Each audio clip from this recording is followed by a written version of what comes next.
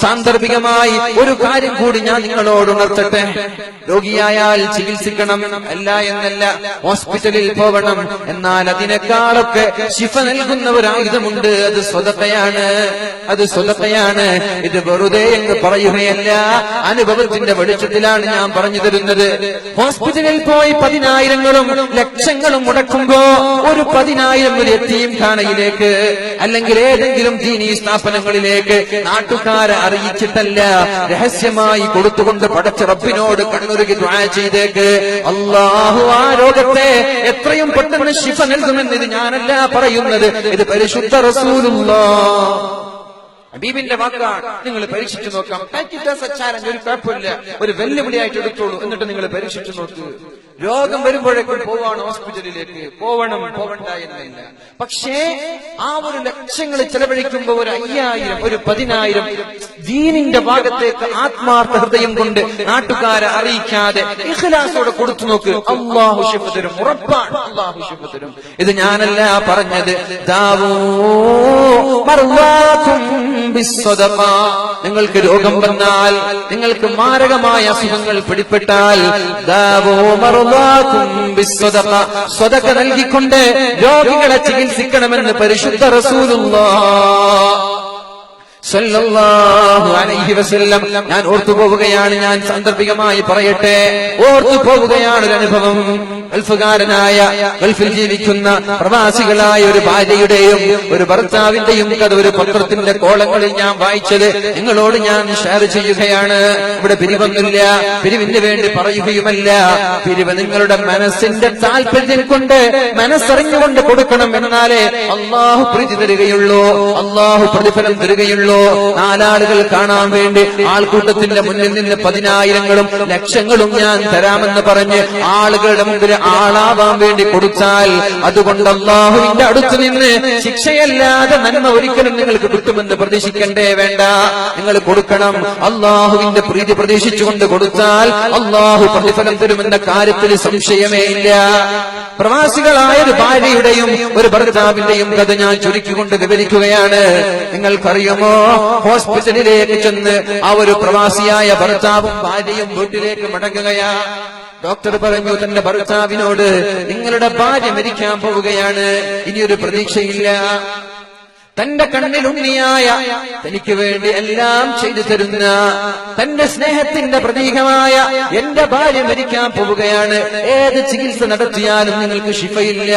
രോഗത്തിന്റെ പേര് ഞാൻ ഓർമ്മിക്കുന്നില്ല. നിങ്ങളുടെ ഭാര്യ മരണത്തോട് മല്ലിടുകയാണ്, മരിക്കാൻ പോവുകയാണെന്ന് ഡോക്ടർ വിധി എഴുതിയപ്പോ യാതൊരു സങ്കോചവുമില്ലാതെ, യാതൊരു നിരാശയുമില്ലാതെ, യാതൊരു പേടിയുമില്ലാതെ ഭാര്യയും ഭർത്താവും ഒരു കാറിലൂടെ വീട്ടിലേക്ക്, തന്റെ റൂമിലേക്ക്, തന്റെ മുറിയിലേക്ക് കടന്നു വരികയാ. അതിനിടയിൽ വിഷമത്തോടിരിക്കുന്ന ഭർത്താവിന്റെ മുഖം നോക്കിയിട്ടാണ് ആ ഭാര്യ ചോദിച്ചത്, പൊന്നു ഭർത്താവേ, നിങ്ങളുടെ മുഖം കാണുമ്പോൾ എനിക്ക് തോന്നുന്നത് നിങ്ങൾക്കാണ് രോഗമെന്ന് ഡോക്ടർ പറഞ്ഞതുപോലെ. എനിക്കല്ലേ രോഗം വന്നത്, ഞാനത് സഹിച്ചോളാം, നിങ്ങൾ കുഴപ്പമുണ്ടാക്കണ്ട, നിങ്ങൾ വിഷമിക്കണ്ട, ഞാനത് സഹിക്കാൻ തയ്യാറാണെന്ന് ഭാര്യ ഭർത്താവിനോട് പറഞ്ഞ് സമാധാനിപ്പിക്കുകയാ. അങ്ങനെ വീട്ടിലേക്ക് എത്തി ഭർത്താവിനോട് സ്നേഹപൂർവ്വം പറഞ്ഞു, പൊന്നു ഭർത്താവേ, ഞാനൊരു കാര്യം പറഞ്ഞോട്ടെ, എനിക്ക് നിങ്ങളത് ചെയ്തു തരുമോ? ഞാൻ നിങ്ങളോടൊരു ആവശ്യം ഉന്നയിക്കാനുണ്ട്. എന്താണ് നിനക്ക് വേണ്ടത്? ഭർത്താവ് ചോദിച്ചപ്പോൾ, ഭാര്യ ചോദിച്ചപ്പോൾ ഭർത്താവ് ഭാര്യയുടെ ആവശ്യം വീട്ടിക്കൊടുക്കുകയാണ്. എന്താണെന്നറിയോ ആ ഭാര്യയ്ക്ക് വേണ്ടത്? ഞാൻ മരിക്കാൻ പോവുകയാണല്ലോ, മാരകമായ രോഗം എന്നെ പിടിപ്പെട്ടിട്ടുണ്ടല്ലോ, എനിക്കിനി അധ്വാനിക്കാൻ കഴിയില്ലല്ലോ, ഇനി എനിക്ക് നിങ്ങൾക്ക് വേണ്ടി കുക്ക് ചെയ്യാനോ നിങ്ങളുടെ വസ്ത്രങ്ങൾ അലക്കിത്തരാനോ ഞങ്ങളുടെ വീട് വൃത്തിയാക്കാനോ പറ്റില്ലല്ലോ. അതുകൊണ്ടൊരു വേലക്കാരിയെ ആവശ്യമുണ്ട്, ഒരു വേലക്കാരിയെ നിങ്ങൾ കൊണ്ടുവരണമെന്ന് പറയുകയാണ്. ഒരു വേലക്കാരി. ഭർത്താവിടനെ വിളിച്ചു എംബസിക്ക്, ഇന്ത്യൻ എംബസിക്ക് വിളിച്ചു, ഒരു ജോലിക്കാരിയെ ആവശ്യമുണ്ടെന്ന് പറഞ്ഞു. താമസിയാതെ ഫോൺ കോൾ വന്നു, ഇന്തോനേഷ്യൻ പെണ്ണാണ്, മതിയോ എന്ന്. ഇന്തോനേഷ്യൻ പെണ്ണ, മതിയോ എന്ന്. അപ്പോഴേക്കും പറഞ്ഞു, ഇന്തോനേഷ്യക്കാരിയായാലും കുഴപ്പമില്ല, ഏത് പങ്കാളിയായാലും കുഴപ്പമില്ല, ഒരു ജോലിക്കാരൻ ആവശ്യമുണ്ട് എന്ന് ഭർത്താവ് പറഞ്ഞപ്പോഴേക്കും ഉടനെ തന്നെ ഫോൺ ചെയ്തു. 2-3 ദിവസത്തിൽ ഇന്തോനേഷ്യക്കാരിയായ നൂറ എന്ന പേരുള്ള ഒരു പെൺകുട്ടി നിങ്ങളുടെ വീട്ടിലേക്ക് ജോലിക്ക് വരുമെന്ന് അവര് കാത്തിരുന്നു. 2-3 ദിവസം കഴിഞ്ഞപ്പോഴേക്കും ഇന്തോനേഷ്യയിൽ നിന്ന് ചെറുപ്പക്കാരിയായ ഒരു പെണ്ണ് അങ്ങ് സൗദി അറേബ്യയിലേക്ക് വിസയുമായി ടിക്കറ്റുമായി കടന്നു ചെന്നു. ജോലി ചെയ്യാൻ തുടങ്ങി. പക്ഷേ ആ പെണ്ണിന്റെ മുഖത്ത് ചിരികളില്ല, ആ പെണ്ണിന്റെ മുഖത്ത് സന്തോഷമില്ല. എപ്പോഴും കരഞ്ഞുകൊണ്ടിരിക്കുന്ന ഒരു ജോലിക്കാരിയാണ്. എപ്പോഴും വിമുഖതയോടെ, പിൻമുട്ടത്തോടെ, വൈക്ലഭ്യത്തോടെ, വളരെ വിഷമത്തോടെ ജീവിക്കുന്ന തന്റെ വേലക്കാരിയോട് ആ രോഗിയായ ഭാര്യ ചോദിച്ചു, എന്താണ് വിഷമം? നിങ്ങളുടെ വിഷമം എന്താ? എപ്പോഴും കരയുന്നുണ്ടല്ലോ. ബാത്റൂമിൽ ചെന്നാൽ ഒരുപാട് സമയം അവിടെ ബാത്റൂമിൽ ചെലവഴിക്കാറുണ്ടല്ലോ. എന്താണ് നിങ്ങളുടെ കുഴപ്പമെന്ന് പറഞ്ഞു തരുമോ? അപ്പോഴാണ് ആ പെണ്ണ് പറയാൻ തുടങ്ങിയത്. ഞാനത് വിശദീകരിക്കുന്നില്ല, സമയത്തിന്റെ ദൈർഘ്യം എന്നുകൊണ്ട്. ആ പെണ്ണ് വിശദീകരിക്കാൻ തുടങ്ങി. ഞാൻ പറയട്ടെ, ഞാൻ വല്ലാത്ത വിഷമത്തിലാണ്, എനിക്ക് ജീവിക്കാൻ വകയില്ല. എന്റെ ഭർത്താവാണെങ്കിൽ ജോലിക്ക് പോകാൻ പോലും കഴിയാത്ത രോഗിയായി കിടക്കുകയാണ്. എന്റെ വീട്ടിലേക്ക് അപ്പകഷ്ണം എത്തിക്കണമെങ്കിൽ, എന്റെ മക്കൾക്ക് ഭക്ഷണം നൽകണമെങ്കിൽ അത് ഞാൻ തന്നെ അധ്വാനിച്ചിട്ട് വേണം. ഒരുപാട് കാലമായൊരു വിസയ്ക്ക് വേണ്ടി അപേക്ഷിച്ചിട്ട്, എന്നിട്ട് ഞാൻ ഒരു ദിവസം വീട്ടിലിരിക്കുമ്പോഴാണ് എന്റെ മൊബൈൽ ഫോൺ റിംഗ് ചെയ്യുന്നത്. ഫോൺ അറ്റൻഡ് ചെയ്തപ്പോഴാണ് സൗദിയിൽ നിന്ന് ഒരു ജോലിക്കാരിയെ വിളിക്കുന്നു എന്ന വാർത്ത ലഭിച്ചത്. അപ്പോഴേക്കും എന്റെ മകളെ ഞാൻ പ്രസവിച്ചിട്ട് 6 ദിവസമേ ആയിട്ടുള്ളൂ. 6 ദിവസം പ്രായമുള്ള എന്റെ കൈക്കുഞ്ഞിനെ കയ്യിൽ പിടിച്ചുകൊണ്ട് ഞാൻ ചിന്തിച്ചു, ഗൾഫിലേക്ക് പോകണോ, അല്ല എന്റെ മക്കൾക്ക് ഞാൻ മുലപ്പാൽ നൽകണോ, എന്റെ മക്കളുടെ കൂടെ ഞാൻ ജീവിക്കണോ എന്ന് ആലോചിച്ചു. ഞാൻ ഒരുപാട് ഞാൻ ആലോചിച്ചു. എന്ത് ചെയ്യണമെന്നറിയില്ല.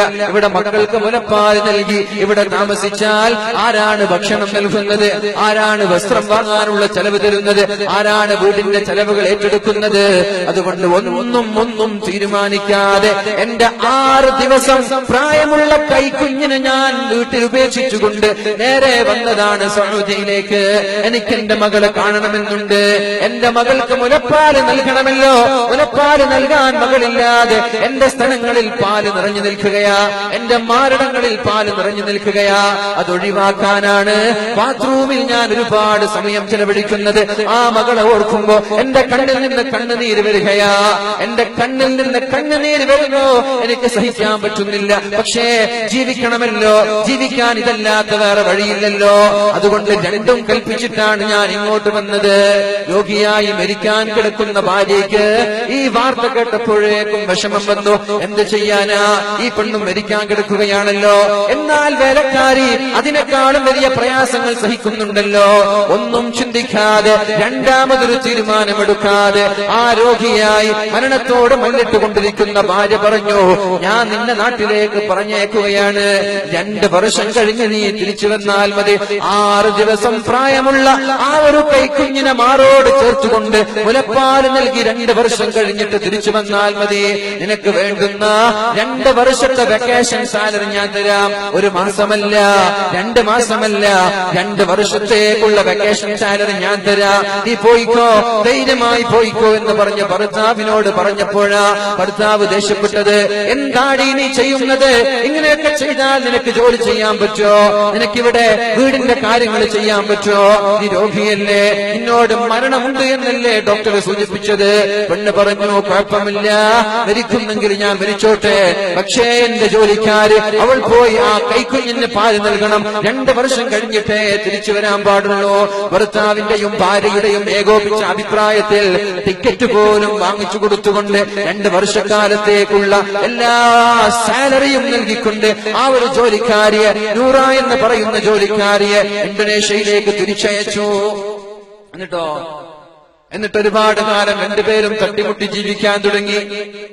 2-3 മാസം കഴിഞ്ഞപ്പോഴാണ് ഭാര്യയും ഭർത്താവും നേരെ ഹോസ്പിറ്റലിൽ ചെല്ലുന്നത്. തന്റെ രോഗത്തിനെ ഒന്ന് ചികിത്സിക്കാൻ വേണ്ടി, മരുന്നുകൾ വാങ്ങാൻ വേണ്ടി, മരുന്നുകൾ കഴിക്കാൻ വേണ്ടി.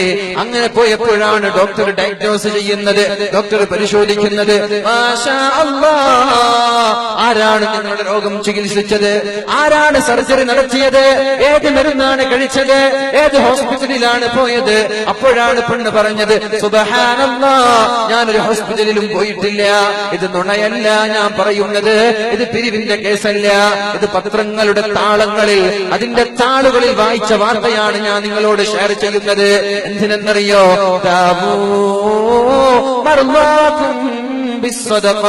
സ്വതക്ക നൽകി നിങ്ങളുടെ രോഗങ്ങൾ ചികിത്സിക്കാൻ നിങ്ങൾ തയ്യാറുണ്ടോ? രോഗം നൽകുന്നത് പടച്ച റബ്ബാണ്. ആ റബ്ബിന് തന്നെ രോഗത്തെ തിരിച്ചെടുക്കാൻ പറ്റും. ഡോക്ടർമാരല്ല ശിഫ നൽകുന്നത്.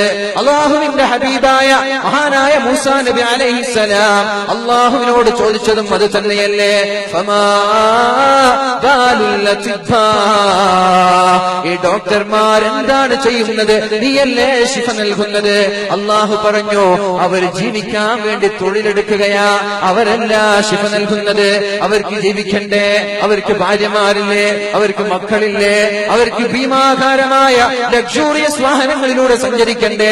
അവർക്ക് വലിയ അമ്പരച്ചുംബിയായ വീട് കിട്ടണ്ടേ? അതിന് വേണ്ടിയുള്ള ജോലിയാണ് അവരെടുക്കുന്നത്. ശിഫ നൽകുന്നത് ഡോക്ടർമാരല്ല, ശിഫ നൽകുന്നത് ഞാനാണ് എന്ന് അള്ളാഹു പറഞ്ഞതുപോലെ സ്വതക്ക നൽകി നമ്മുടെ രോഗങ്ങളെ, നമ്മുടെ അസുഖങ്ങളെ, നമ്മുടെ പ്രയാസങ്ങളെ, നമ്മുടെ അപകടങ്ങളെ, നമ്മുടെ വിഷമങ്ങളെ, നമ്മുടെ സകലമായ ബുദ്ധിമുട്ടുകളും സർവശക്തനായ റബ്ബിനോട്